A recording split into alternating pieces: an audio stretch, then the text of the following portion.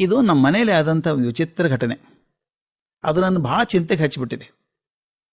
ನನ್ನ ತಂದೆಗೆ 80 ವರ್ಷ ತುಂಬಿ ಕೆಲವು ದಿವಸ ಆಗಿರಬೇಕು. ಒಂದು ದಿವಸ ಒಂದು ಅಪೇಕ್ಷೆ ಹೇಳಿದರು.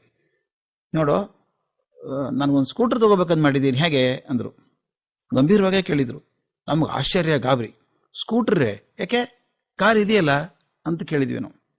ನೋಡು, ಸಾಯಂಕಾಲ ದೇವಸ್ಥಾನಕ್ಕೆ ಹೋಗಿ ಬರೋದಕ್ಕೆ ಮತ್ತು ಯಾರ ಹತ್ತಿರದ ಮನೆಗೆ ಹೋಗಿ ಬರೋದಕ್ಕೆ ನನಗೆ ಅನುಕೂಲ ಆಗ್ತದೆ. ನಾನು ಸ್ವತಂತ್ರ ಆಗಿರ್ಬೇಕಪ್ಪ. ಈ ಕಾರ್ ಚಾಲಕ ನನಗೆ ಕಾಯ್ಕೊಂಡು ಕೂತಿರ್ತಾನೆ ಹೊರಗೆ, ಅಷ್ಟಿಷ್ಟ ಆಗೋಲ್ಲ ನನಗೆ. ಅವ್ರು ತೀರ್ಮಾನ ಮಾಡಿಬಿಟ್ಟಿದ್ರು.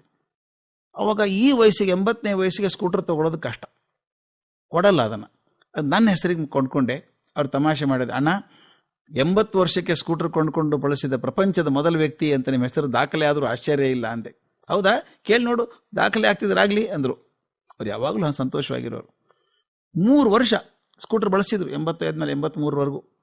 ಅವ್ರ ಸ್ಕೂಟ್ರಲ್ಲಿ ಹೋಗುವಾಗ ತರುಣರು ಕೂಡ ಆಶ್ಚರ್ಯಪಟ್ಟದ್ದುಂಟು.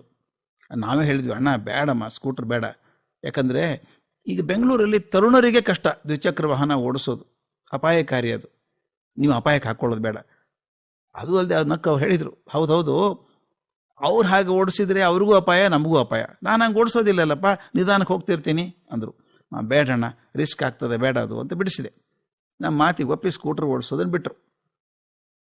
ಒಂದು ದಿವಸ ಸಂಜೆ ಮಾತಾಡ್ತಾ ಕೂತಾಗ, ನಾನು ಯಾವುದಾದ್ರೂ ಕೆಲಸ ಹುಡ್ಕೋಬೇಕೋ, ಹೊತ್ತು ಹೋಗೋದು ಕಷ್ಟ ಆಗ್ತಾ ಇದೆ, ನೀನು ಯಾವುದಾದ್ರು ಕೆಲಸ ಕೊಡಿಸು, ಚೆನ್ನಾಗಿ ಮಾಡ್ತೇನೆ ಅಂದರು. ಅಂದೆ, ಅಣ್ಣ ಅಷ್ಟು ವರ್ಷ ದೊಡ್ಡ ಹುದ್ದೆಯಲ್ಲಿ ಕೆಲಸ ಮಾಡಿ ಸಾಕಾಗಿಲ್ವೇ, ಆರಾಮಾಗಿರು ಅಂದೆ. ನಾನು ಹೇಳಿದೆ, ಅಣ್ಣ ಒಂದು ಕೆಲಸ ಮಾಡು, ಸಾಯಂಕಾಲ ಹತ್ತಿರ ಬೇಜಾರಾದರೆ ಮನೆ ಹತ್ರ ಪಾರ್ಕ್ ಇದೆಯಲ್ಲ, ಅಲ್ಲಿ ಹೋಗು. ಸಾಕಾಡು ಜನ ಸಾಯಂಕಾಲ ತಿರುಗಾಡೋಕೆ ಜನ ಬಂದಿರ್ತಾರೆ, ನಿನಗೂ ಅವ್ರ ಸ್ನೇಹ ಆಗ್ತದೆ, ಮಾತಾಡಿದಾಗ ಹೊತ್ತು ಹೋಗ್ತದೆ ಅಂದೆ. ಅವ್ರ ಉತ್ತರ ನನಗೆ ಭಾರಿ ಆಶ್ಚರ್ಯ ಮಾಡ್ತು. ಛೇ, ಅಲ್ಲೇನು ಹೋಗ್ತಾರೋ ಹುಚ್ಚ ಅಂದರು. ಯಾಕೆ ಅಂದೆ. ಅಲ್ಲಿ ಬರೀ ಈ 60 ವರ್ಷ ರಿಟೈರ್ ಆದವ್ರು ಕೂತಿರ್ತಾರಲ್ಲ ಮುದುಕರು, ಕಟ್ಟೆ ಮೇಲೆ ಕೂತು ಖಾಲಿ ಹರಟೆ ಹೊಡಿತಿರ್ತಾರೆ, ಕೆಲಸಕ್ಕೆ ಬರೋದಕ್ಕೆ ಹರಟೆ ಹೊಡಿತಿರ್ತಾರೆ. ಆ ಮುದುಕರು ನೋಡಿ ನಂದೇನು ಕೆಲಸನೋ ಅಂದರು. ನನಗೆ ಭಾರಿ ನಗೆ ಬಂತು. ಇವರಿಗೆ 84 ವರ್ಷ, 60 ವರ್ಷದವ್ರು ಮುದುಕರು ಅಂತ ಕರೀತಾರೆ. ಮುದುಕರು ಹರಟೆ ಹೊಡ್ಕೊತಿರ್ತಾರೆ, ಅವ್ರಿಗೇನು ಕೆಲಸ ಇಲ್ಲ ಅಂತಾರೆ. ತಮಗೆ ಅವ್ರಿಗಿಂತ ಹೆಚ್ಚಿಗೆ ವಯಸ್ಸಾಗಿದೆ ಕಲ್ಪನೆನೇ ಬರಲಿಲ್ಲಲ್ಲ. ಹೌದು, ನನಗನ್ನಿಸ್ತು, ವಯಸ್ಸು ದೇಹಕ್ಕಾಗತ್ತೆ, ಮನಸ್ಸಿಗಲ್ಲ. ಹೊಸ ಯೋಚನೆ, ಹೊಸ ವಿಚಾರಗಳು, ಚಿಂತನೆಗಳಿದ್ರೆ ನಾವು ಸದಾಕಾಲ ಯುವಕರಾಗೇ ಇರ್ತೀವಿ. ಬರೀ ಋಣಾತ್ಮಕ ಚಿಂತೆಗಳು, ಅಲ್ಲಿ ಹಂಗಾಯ್ತು ನೋಡ್ರಿ, ಇಲ್ಲಿ ಹಿಂಗಾಯ್ತು ನೋಡ್ರಿ, ಅವ್ರು ಹಿಂಗಂದ್ರಂತೆ, ಅವ್ರು ಹಿಂಗಂದ್ರಂತೆ, ಅದು ಮೋಸ ಆಯಿತು, ಇಲ್ಲಿ ಕಪಟ ಆಯ್ತು. ಬರೀ ಋಣಾತ್ಮಕ ವಿಚಾರಗಳನ್ನು ತಲೆಯಲ್ಲಿ ತುಂಬಿಕೊಂಡಾಗ 20 ವರ್ಷಕ್ಕೆ ಮುದುಕರಾಗ್ತೀವಿ.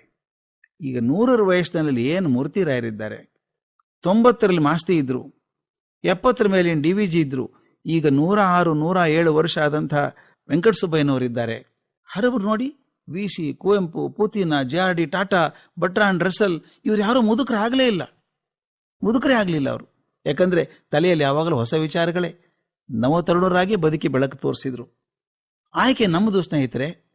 ನಾವು ಸಣ್ಣ ವಯಸ್ಸಿಗೆ ಮುದುಕರಾಗಬೇಕೋ ಅಥವಾ ಮುದುಕರಾದ್ಮೇಲೂ ಸಣ್ಣವ್ರ ಹಂಗೆ ಇರಬೇಕೋ, ತೀರ್ಮಾನ ನಮ್ಮದು.